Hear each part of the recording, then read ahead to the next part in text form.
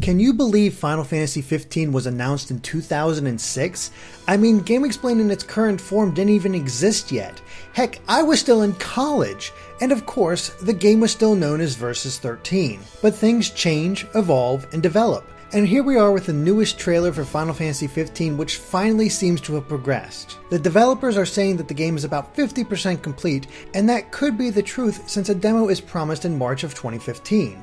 So it's time to start up the old analysis machine to see what secrets and hidden details we could find. But before we begin, we want to note that we're only looking at the newest trailer and the gameplay demonstration. If we actually started with the 6 years worth of trailers and information, this video could be over an hour long. So with that focus established, let's get to it. The first thing you'll notice as the trailer begins is that the game looks absolutely gorgeous, but it's strange too, as this is a world that combines modern elements with fantasy monsters. With most RPGs, monsters only appear in fantasy or futuristic settings, and while there are fantasy elements here, naturally, the mix provides a somewhat fresh take. But what about the monster itself? In all likelihood, this will be something that players can fight later in the game, much like the Adamantoise in Final Fantasy 13. While those would destroy players when first encountered, it was possible to take them on once you properly leveled your characters. In fact, this monster might actually be 15's version of Adamantoise, since it's also huge, has an armored shell in the form of a mountain, and even tusks at the side of its mouth. The other monsters shown off in the new footage seem to fall into two categories. Either their design is influenced by real-world animals, or they're updates of classic Final Fantasy monsters. Take, for example, the mammoths that are fought. They look pretty much the same as classic mammoths, except 15's has a much more stout body. Then there are the rhinos that the group drives past. At first, the group of animals looks no different from our own, but you can clearly see that they have two horns. Finally, we can see silhouettes of monsters that seem to be based on giraffes. We can't see anything specific about them, but they do have a thicker build than their real-life counterparts. With all that said though, some of the coolest designs are for the Final Fantasy-inspired enemies. When Noctis enters the cave, they are set upon by a horde of goblins. And they are indeed goblins, directly pulling from their design in the original Final Fantasy. It's a great callback since modern goblins often little resemble their classic look. Finally, there's the behemoth during the gameplay demonstration. There's not too much different about its design, as the behemoth has never really changed that much between Final Fantasies, but it is another example of not radically changing a classic monster's look. So it's possible that this may hold true for other classic monsters as well. But let's take another look at this world, specifically that there's actually a system of roads in place. Almost all of the roads they drive on are paved, and some are lined with guardrails and even speed limit signs. Billboards pop up as well, though in this specific case we can't tell what it's advertising. It is obviously an older sign since it has pieces falling off, but all we can make out is the word white. Perhaps it's just a bit of world building fluff, or it could be a reference to something else in the game. We're not really sure. Finally, another section shows power lines running parallel to the road, though the group also passes a deserted shack. This begs the question, will players be able to enter places like this to find items and perhaps even side quests? Or is the shack simply there to break up the scenery? After all, there is a section of the trailer where they explore the caves inhabited by goblins. We don't know the group's purpose there, though we wonder if it's the light source that can be seen in the distance.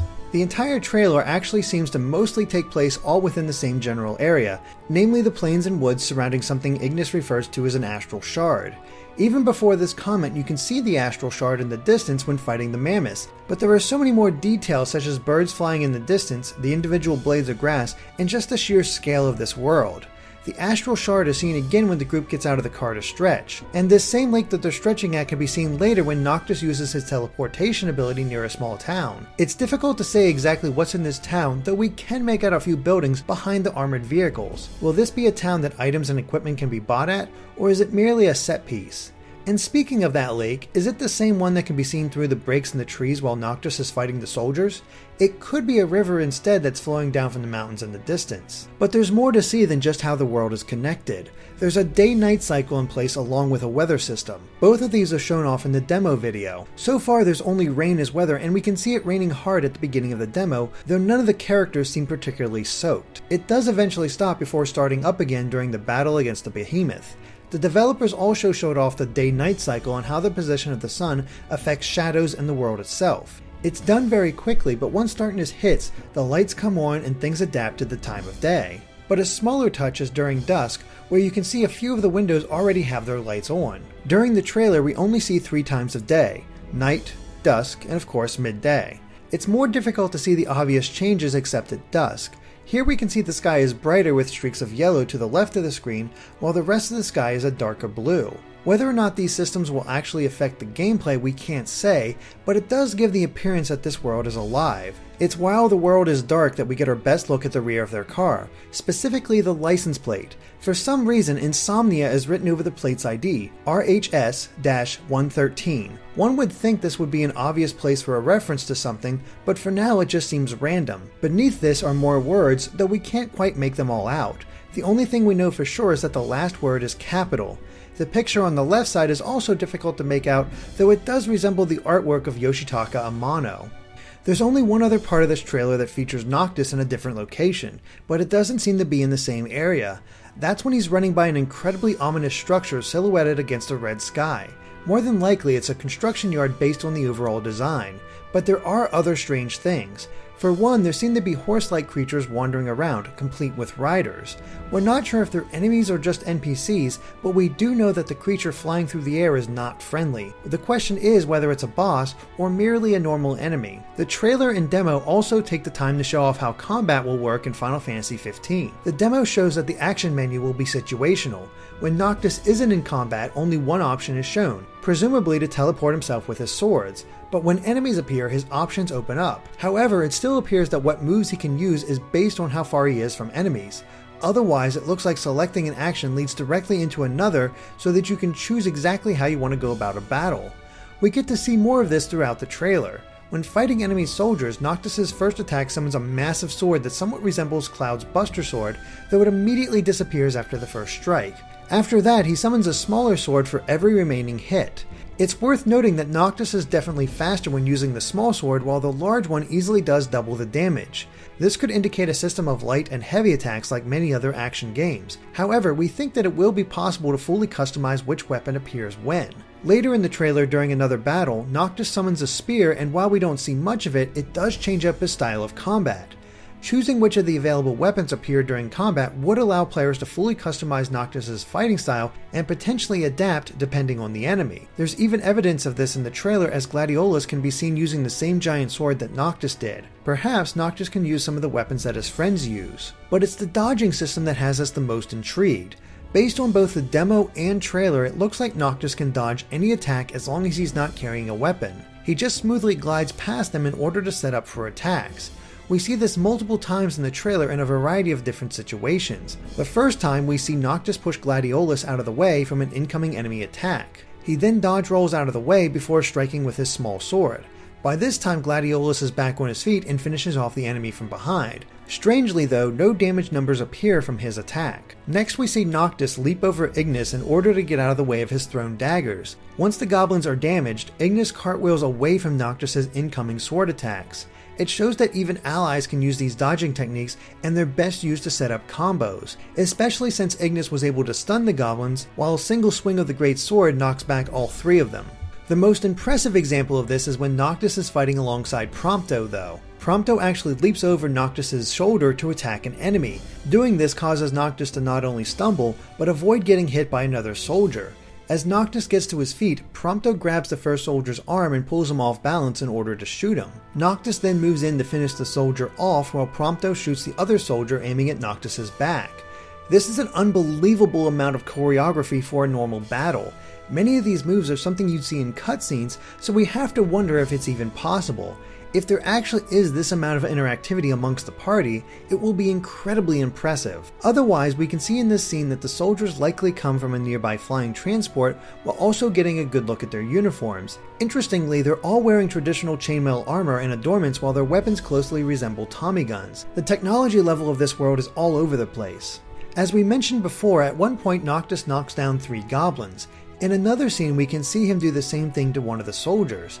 This could potentially leave them open for attacks, as the soldier has to take the time to get back to his feet. The extra time could potentially be used to deal with other enemies, or simply finish this one off. And during the demo, we could clearly see that fallen enemies will actually stay on the field. The rest of Noctis' combat abilities come in the form of his teleportation move, which we can see be used as an opening attack to catch enemies off guard. It doesn't look super strong, but it would allow for setting up combos. Then there's the fire magic we see him use in the demo. Magic seems to be incredibly potent in this world as it does massive damage to the behemoth. Not only that, but the fire actually lingers and does just as much damage over time. Either the behemoth was especially weak to fire, or magic has additional effects that weren't in previous games. Will it be limited in some way if it really is this powerful? Either way, Noctis's friends are certainly just as capable as him. In fact, they're also able to summon their weapons, as we can see in this scene with Prompto and Gladiolus.